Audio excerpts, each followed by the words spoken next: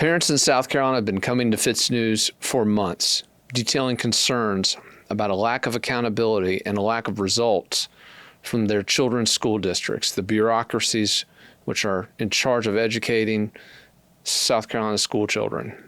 This has been a chronic problem across the state, but it has been particularly pronounced in the Midlands region of South Carolina, where multiple districts have had audits and other reports exposing numerous allegations of alleged financial improprieties and, again, a general lack of academic achievement. Now, parents have been fighting a pretty lonely battle on this front. There hasn't been a lot of support from the political establishment in the Palmetto State, but that is starting to change.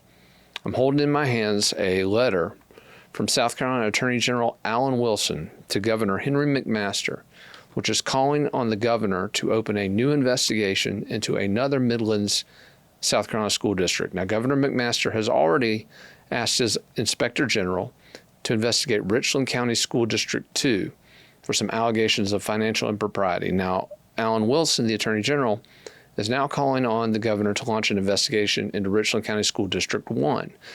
And he's alleging many of the items that were included in an exclusive investigative report by our own Dylan Nolan back in the spring. Dylan Nolan, our Director of Special Projects, did a deep dive on the financial allegations against some of the employees at Richland County School District 1 involving their improper use or their alleged improper use of P cards or purchase cards. Now, these cards were created so that government could work efficiently, so that necessary purchases could be made quickly and easily with a record. It was supposed to enhance transparency. Unfortunately, in Richland County School District 1, audits have shown that these cards are being used not as they were intended, but instead for personal purchases, or what certainly appear to be personal purchases, by district employees. Now, parents reached out to the Attorney General. He has now reached out to the governor asking for an investigation. But there was a line of his letter that I think is incredibly important, because it is a shot across the bow of the education establishment across South Carolina. I wanted to read this real quick. I've got the letter here, and this is a very important reference that the Attorney General made.